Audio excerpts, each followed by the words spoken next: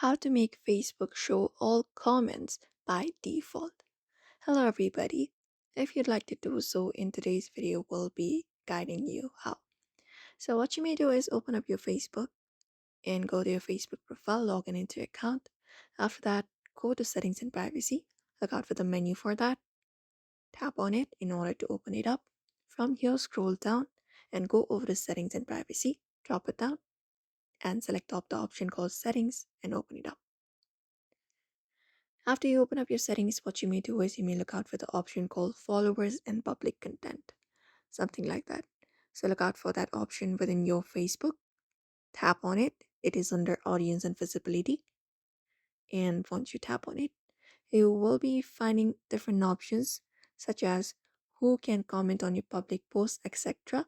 And we have this option called show most relevant comments first. You can just go ahead and turn this option and that will make Facebook comments show by default very easily. That's it.